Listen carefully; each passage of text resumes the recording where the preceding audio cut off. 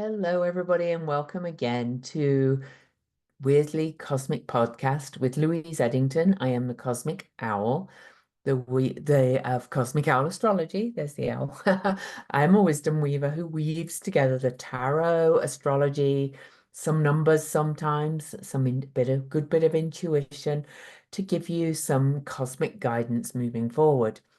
Well, today I'm recording this on a way out of bounds Cancer moon, and I feel really grumpy and needing some self-care. So I thought I'd make just a simple video on Mercury going into Libra and through the sign of Libra, and to take you through the major aspects because there are some pretty important ones.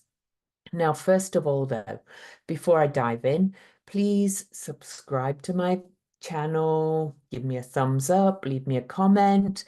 And I thank everybody who supports this channel, watches my videos all the way through, leaves me thumbs up as much as you can. I know I put a lot of content out there, but it's my passion to kind of give you some guidance, but also teach you some astrology along the way. So if you keep watching, you get little lessons here and there as well. And the thing about astrology is that it's endlessly fascinating and it's all about practice, practice, practice. So even if at first some things just above your head or you don't know them, you don't get them, over time it starts to make sense. And especially if you know your own chart. So I'm going to put a link in the description to where you can just download or you can watch two videos that just teach you how to create your own chart in two different forms of free online software. It's my opinion. I mean, if you're here, you like astrology. I don't like doing all signs videos because I don't think they're very accurate. And I prefer that people should become their own astrologer to a degree. They understand the basics, where things are in their chart, the main placements, where to look. So if I say Mars is doing this in Cancer, you know where Cancer is in your chart. And then that's how you learn to work with the energies yourself. Anyway, let's dive in. Mercury in Libra. Well, first of all, Mercury in Libra. I like Mercury in Libra. Libra. Mercury is leaving its own sign of Virgo later today. And Mercury in Libra is taking a more, shall we say, conciliatory, diplomatic turn. Mercury in Libra is usually very interested in understanding and being understood. I find myself talking about non-violent communication all the time when Mercury is entering Libra. And and Mercury in Libra is about that because Libra really likes peace, harmony, justice, and balance. And Mercury in Libra is about finding that listening place, that mediation, understanding the other person, but not necessarily agreeing with them, but at least kind of coming to that balance, scales, middle road, or at least attempting to. Because the thing about scales is they can swing wildly. But of course, why is this Mercury in Libra journey really big? Well, because we have a Libra eclipse coming up on October the 2nd. It's not the only reason, but having Mercury in Libra conjunct the eclipse is pretty major. So you may find really a lot of negotiations kind of really ramping up. We can hope in the Middle East, right? But also, in our own lives, really kind of attempting to balance different points of view and to kind of come to that fulcrum point, which is the point of the scales. Okay. Especially because it's a south node eclipse, which means we're kind of letting go of some of the shadow, or we're being invited to let go of some of the shadow Libra aspects of smoothing things over just for the sake of it, peacekeeping for the sake of it, in that codependent kind of way, playing nice, rather than coming from a place of strength, but still with an openness, because Libra is an air sign, to listen and understand other points of view, and to be understood as well. All right, so let's share the astrology chart and start to dive in. So as I record this, you can see that Mercury is well, it was when I last looked at the chart a few minutes ago, about to go to the anaretic degree, which is tense. So today is a tense day as I record this, and Mercury's moving pretty fast there. You see, it's just moved to the 29th degree, that's threshold degree. And we've got the moon way out of bounds in Cancer, and oh, I wrote about it in my daily Substack, but it's pretty day really overall. But things are shifting and we're heading towards the eclipse.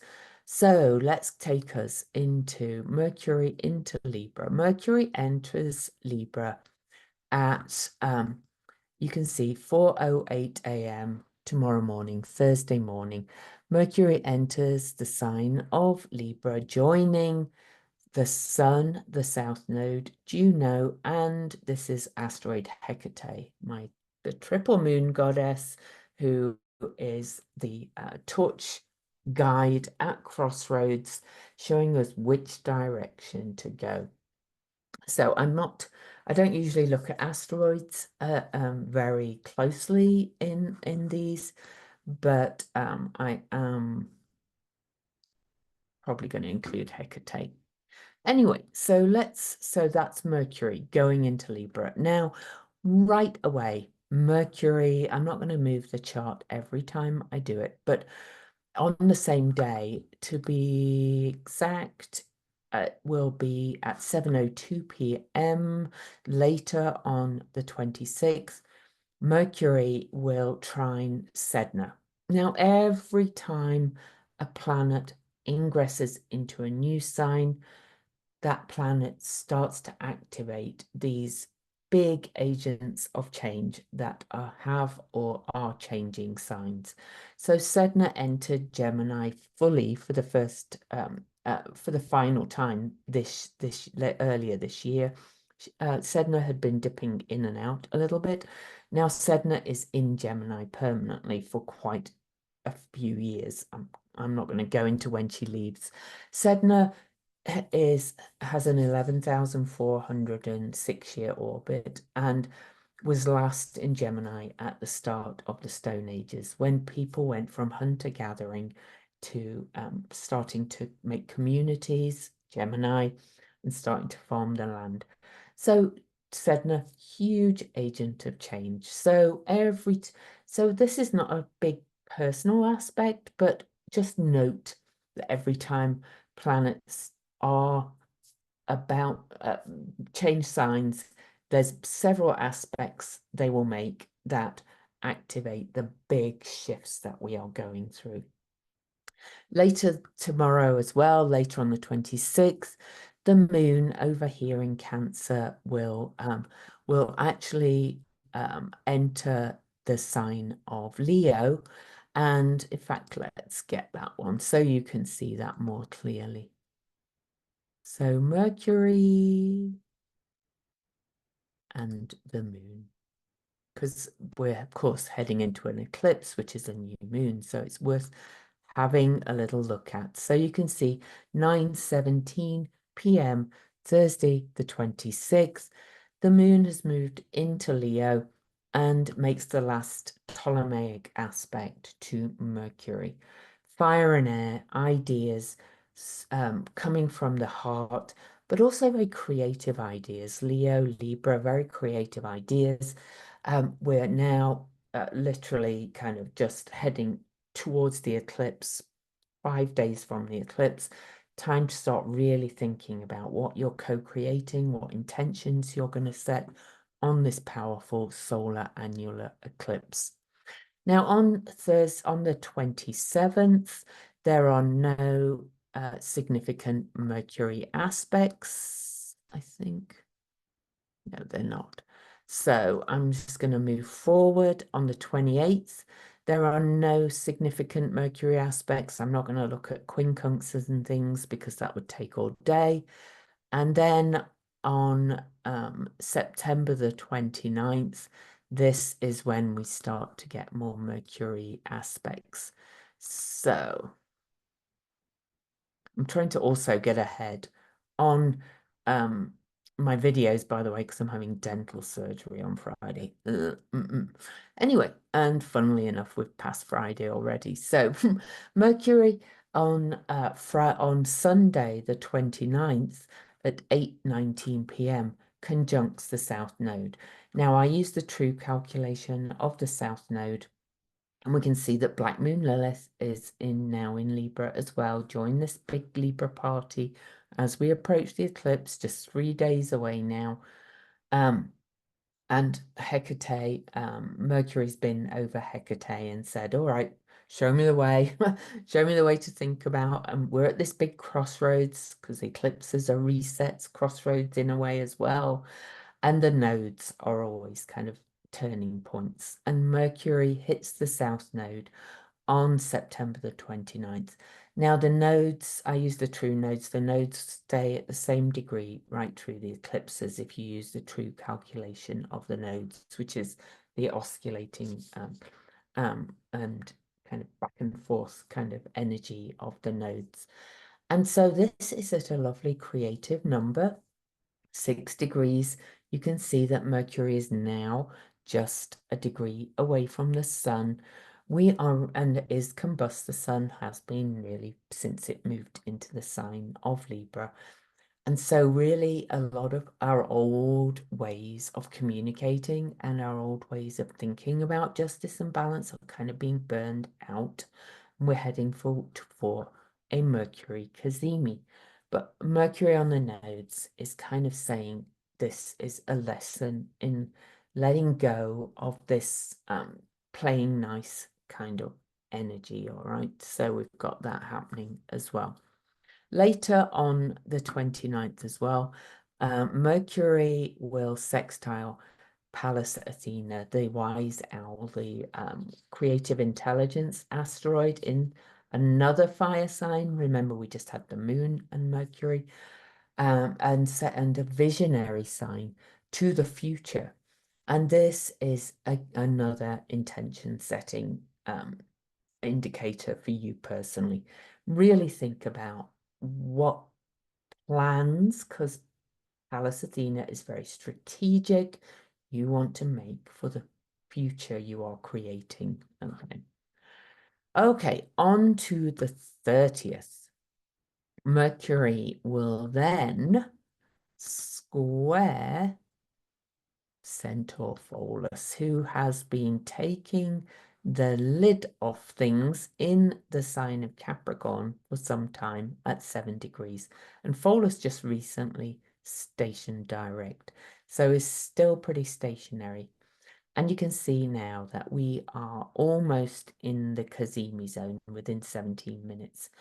So it's likely that whatever information comes your way on this September the 30th, that's the exact time of the square, kind of challenges your thinking a little bit. Doesn't it feel like the news cycle is like that every day? New things come out that kind of you kind of have to and not just in the news, it's happening in lives internally as well. It's like things emerge that you have to think about, and you go, I don't want to do that anymore. I want to change that. I want to shift that. So that Pandora's box scent or something else is likely to come out as Mercury squares Ceres. And at the same time, Mercury sextiles asteroid Lilith. You can see, I'm not going to get the minutes exact there, but asteroid Lilith, talk to the hand. Lilith says, no, we're not going back. I'm not going back. I'm not going back into being this little, you know, baby in the corner. I'm not going back to the past. Where the future is here. This is Sagittarius. I want my freedom. This is Sagittarius. This is for everybody. This is not just about the politics of the USA, but we're ready for the future. You know, we can't go back. Yeah, you can never fully go back. So um, in any way. So wherever you've been and wherever you're going, you are ready to write the story of the future. And Mercury's aspects really do talk about that a lot this during this journey. Okay, then later on September the 30th, we get the cazimi. So we get Mercury conjunct the Sun. The exact time is 5:09 p.m. on the 30th at 8 degrees and 11 minutes. Well, isn't that interesting? Because we're in an 8 year.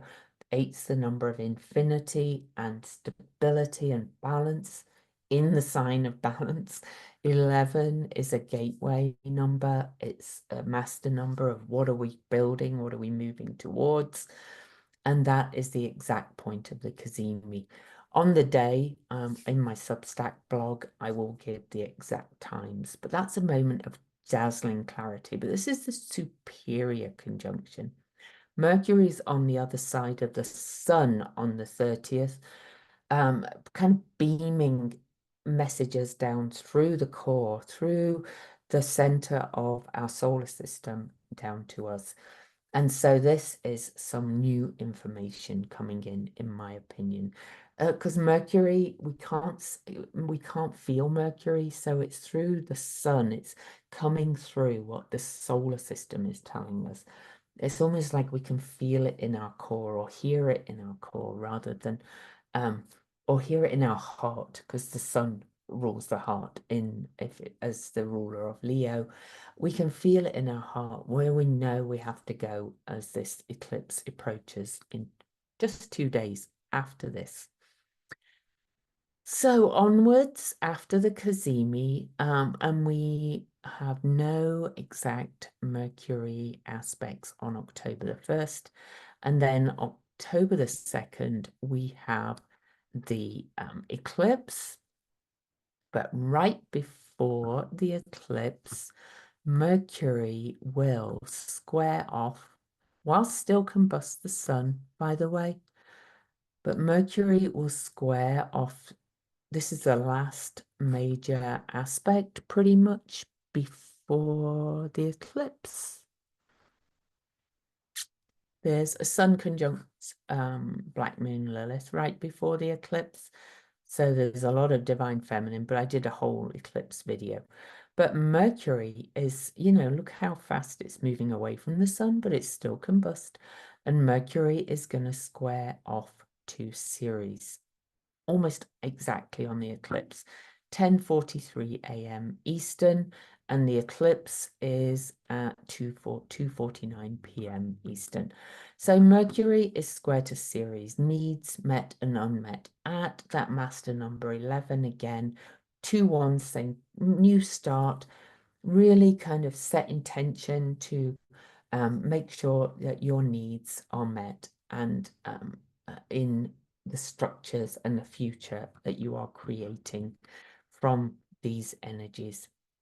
Then right after that square, the moon will catch up to Mercury. So the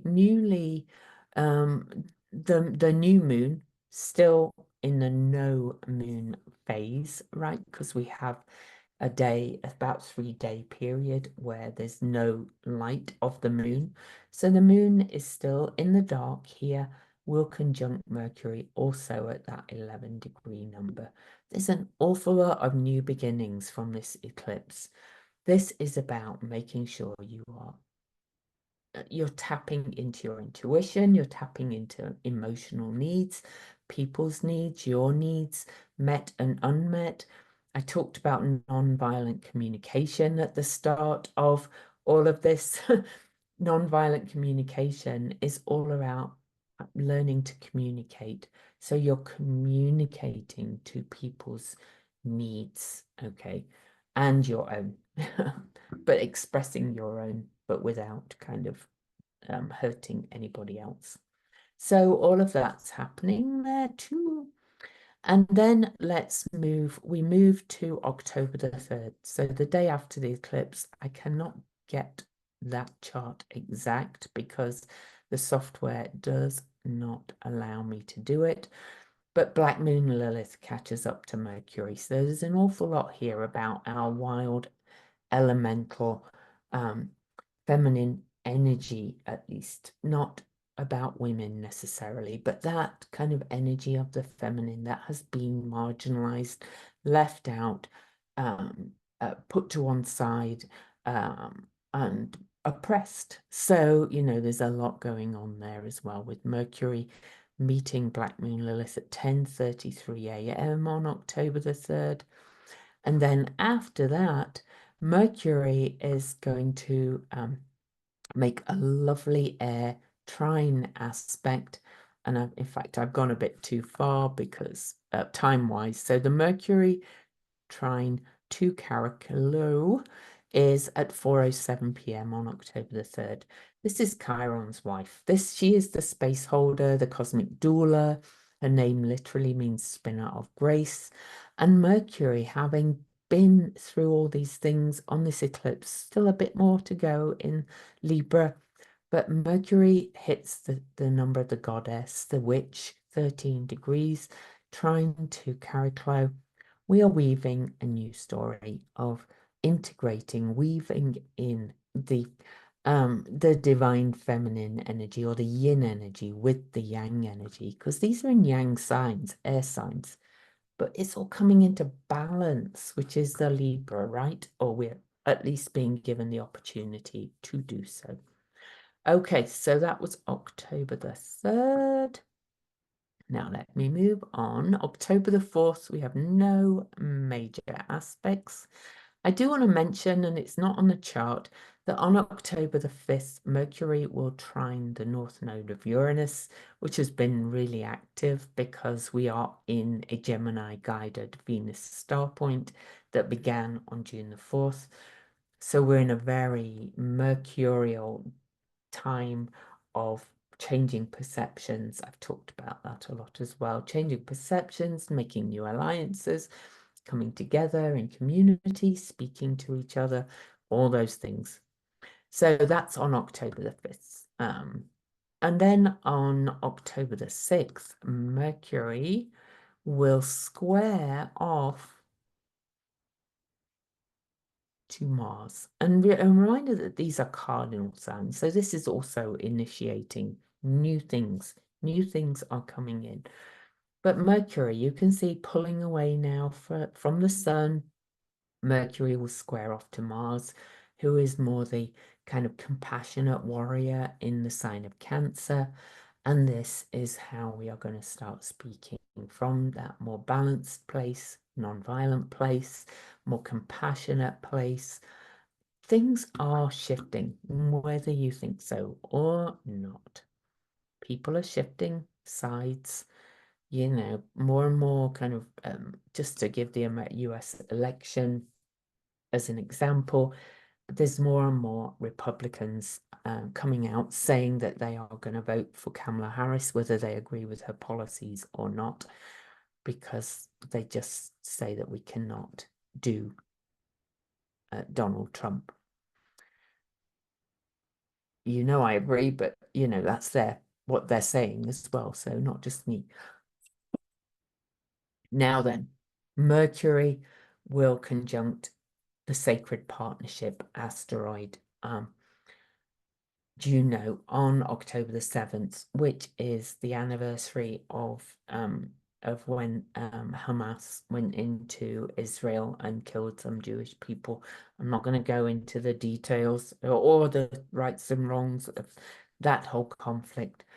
However, I will point out that this brings me hope that there could be a turning point in negotiations, because Mercury in Libra, mentioned at the start, is very much more prone to democracy and negotiations and that non-violent communication. Fingers crossed, it's at 20 degrees, which is 2, which is a very coming together number, the number of 2 coming together. It's also got a 44. I like the numbers. But if it's not that, it is an indicator of more people at least coming together and starting to really talk to each other and listen to each other, because that's at the crux what Mercury is. Okay, so that's October the 7th. Now then, October the 8th is a big day. So Mercury on October the 8th, and it could indicate about what I was talking about on the 7th as well. On October the 8th, Mercury reaches 21 degrees of Libra, and it's in a trine to Jupiter air sign, but it's also making an opposition to Chiron. So we've got this lovely wedge aspect opposing Chiron, the shaman, but he's, you know, the wounded healer, so to speak. But Chiron is both the wound and the healer, the opportunity for healing. It's the crack where the light gets in. You know, our wounds have been opened up, and now we can talk about how to heal. And then Jupiter expands everything in Mercury's sign in Gemini. But the reason why this is such a big aspect is not only because it's a big aspect anyway, but early on October the 9th, Jupiter is stationing retrograde at this exact point, 21 degrees, 20 minutes. So Jupiter is stationary on this. This gives me big hope and expansiveness for the future. It really does make me feel as if, you know, there is going to be some opening up to negotiations, to let's see where we can co-create a better future together. Now, another reason why this is big is I'm just going to add another little piece into this that's kind of happening at the same time. Oh. Oh, it's semi-sextile. Oh, sorry. Oh, no, that's because I've done... Sorry, babe. Sorry, guys. Just let me adjust my software back to where I was. Is because, as well as that wedge pattern that I just mentioned, Jupiter's there, 21 degrees 20, stationary. Chiron here, Mercury here. The moon also joins into this party to make a mystic rectangle. Now, of course, the moon is now more than 30 degrees away from the sun. We're out of the no moon phase on the eclipse. The moon is gaining light in the sign of Sagittarius, which is Jupiter's sign. This is such an amazing configuration that gives me so much hope that we can really start to talk to each other and to negotiate and to bring some healing in and to really kind of co-create some very strong ideas about where we're going for the future. It gives me hope for new alliances, new negotiations, new peace talks, which is Libra, news, you know, all of these things. Now, some of it, because Mercury is still officially combust the sun, some of this we might not see right away. Some of it might be happening, you know, not in our visibility kind of thing. But you know, that doesn't mean it won't be happening, hopefully it's happening. It really does give me hope that day that there's something healing happening here that's bringing peace, bringing some hope for the future, bringing some more balance and stability and some more connection back in.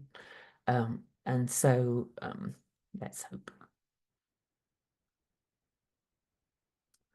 October the 9th, no exact aspects involving Mercury exactly, but on October the 10th, Mercury will exactly oppose Eris, the truth teller. So, this could indicate, all those negotiations I talked about. Now, look at this. Mercury still officially combust the sun, not 10 degrees away yet. So, there could be some truth telling going on, shaking kind of behind um, behind the picket fence. There could be, but there could also be some very strong words spoken. Not all of this, I don't think, will be behind the picket fence. Jupiter's now retrograde, revisiting some of these things. So they may be going over some old ground, or we may be going over some old ground, some old thinking about where we're going for the future. But it's still a very powerful kind of just period to my mind for speaking up for the marginalized, the outsider, or where you felt you have been marginalized or an outsider. You get the idea. All right, so Mercury is gonna, and I don't normally look at these things, but I'm going to this time because we're coming out of the eclipse. On October the 11th, Mercury and the moon are going to square off. So we've now got the moon in Capricorn approaching Pluto. Mercury in Libra still officially combust, but probably peaking out in some places because, the 10-degree rule doesn't apply to everywhere. It depends where you are and, and many things. But Mercury is going to square off to the moon, and the moon is out of bounds because we're in solar maximum, lunar maximum and solar solar maximum, interestingly. So the moon is out of bounds, not way out of bounds at this point, but we're about we've just had the first quarter moon as well after the eclipse, so we're really in the action phase. Mercury's peeping out from the beams of the sun, saying, let's create some new rules around this. So this Mercury square the moon could be around that time of creating some new boundaries, some new rules. But then as well, Mercury is going to, where is that aspect? Hmm. Okay, yeah, I see. So, yeah, I'll come back to that in 1 second. On October the 12th, Mercury will conjunct Black Moon Lilith. But again, I cannot get Black Moon Lilith aspects exact. That will be at 27 degrees Libra. On October the 12th, which incidentally is Kamala Harris's son. So just saying, Black Moon Lilith, our inner kind of divine feminine, also marginalized, also coming to the fore. Okay, so let's move on from that one. I will be doing some more political videos, but this is not one. Okay, so we're just gonna kind of go a little bit ahead. So on October the 13th, why does that day ring a bell? Can't remember. Mercury will square Pluto on October the 13th.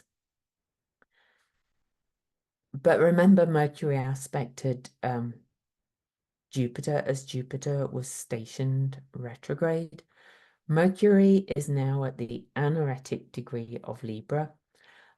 Is now 9 degrees from the sun, so still not quite 10 degrees, but peaking out. Mercury is, at the threshold of change, the liminal degree that's kind of like a no man's land, about to leave the sign of Libra. But Mercury squares off to Pluto. Well, if you understand this software, you will notice that that Pluto's degree numbers are black now because Pluto stationed direct on October the 11th at 29 degrees 38 minutes of Capricorn. Now Pluto's going to start moving forward ready to finally leave Capricorn in our lifetimes on November the 19th. And Mercury's last aspect from the sign of Libra, where he was involved in the eclipse, is this square to Pluto. Big transformation at the anaretic degree of big changes, of cardinal signs where we know big changes are coming. So Mercury squares off to Pluto on October the 13th. And then, bear with me. But then, so Mercury squares Pluto, you can see at 10:02 a.m. Eastern. And then Mercury moves into the sign of Scorpio at 3:23 p.m. Okay, leaves, and that's Pluto's sign.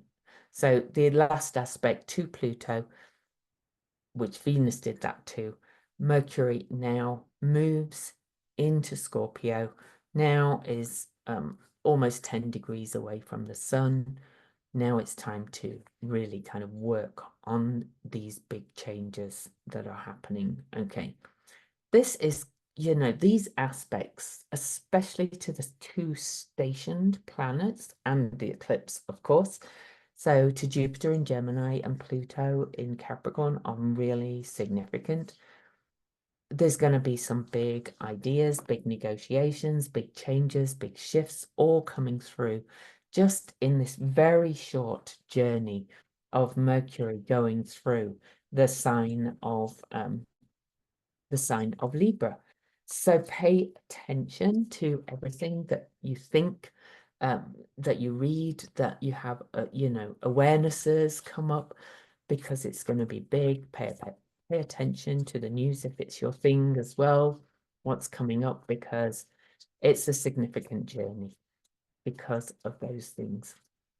So let's hope that there's some major peace negotiations. Even if we don't find out, let me just take you back to this. And of course, I'll be doing more videos on all of this. But see where the moon is now. It's Aquarius, about to go into Pisces through Saturn and all that. And we are not far off. So remember, this is October the 13th as Mercury finishes this long journey. But we are going to have a full moon not long after that on October the 17th. All right. So by that point, by the full moon, Mercury will be at 5 degrees over here, 5 degrees Scorpio, and Venus will be about to leave Scorpio. But this is a there's the full moon, 24 degrees, with the sun conjunct Juno. Mercury well out of the beams now of the sun, more than 10 degrees apart. And look at this. The moon is conjunct Eris. So, you know,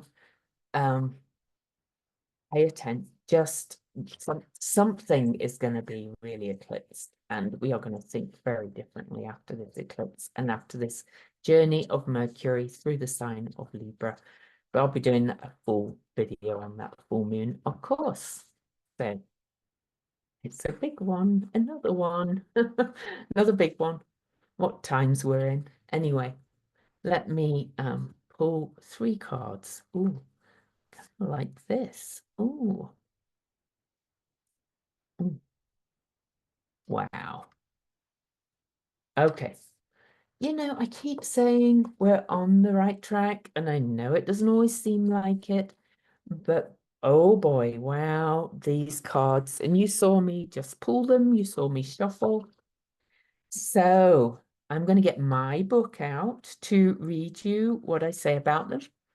So this is the complete guide to tarot and astrology, everything you need to harness the wisdom of the cards and the stars. The first card I get is number 4. This is the Emperor.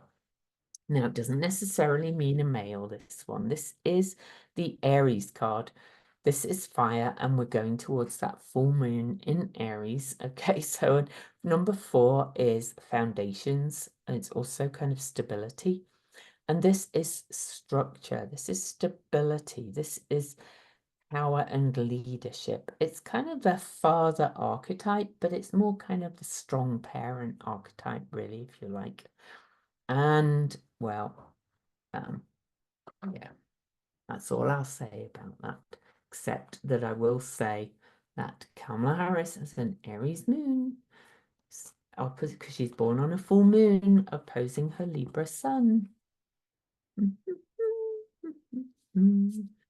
All right, she's gonna win big.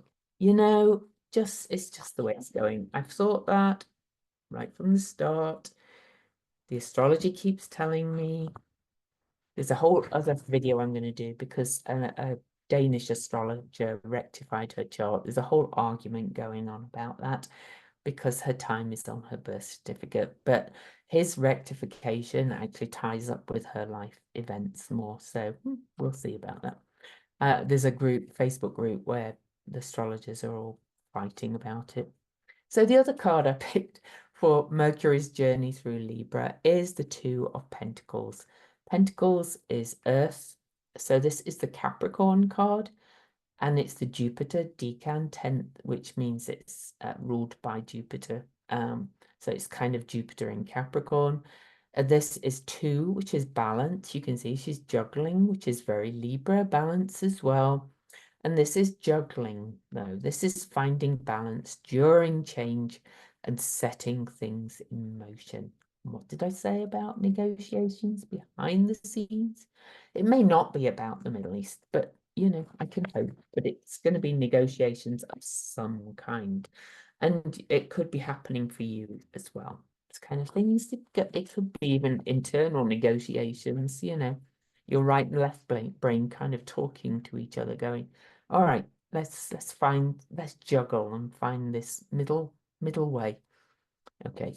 Now then, couldn't pick a better card for the outcome of this period through the eclipse.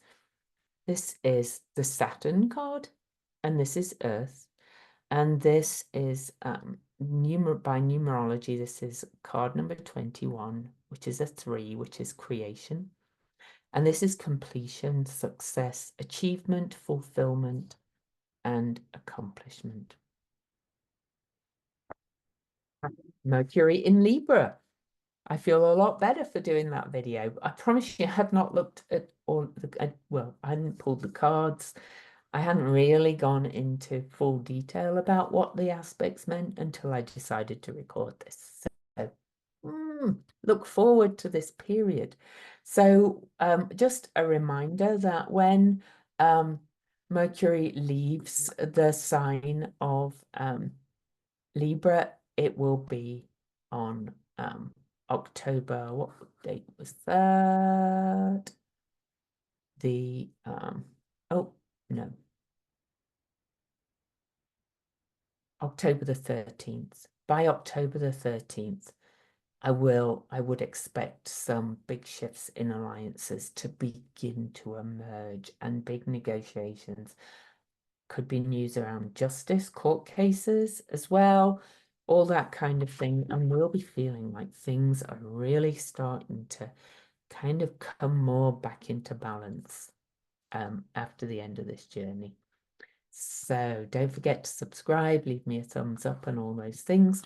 Well, see you later.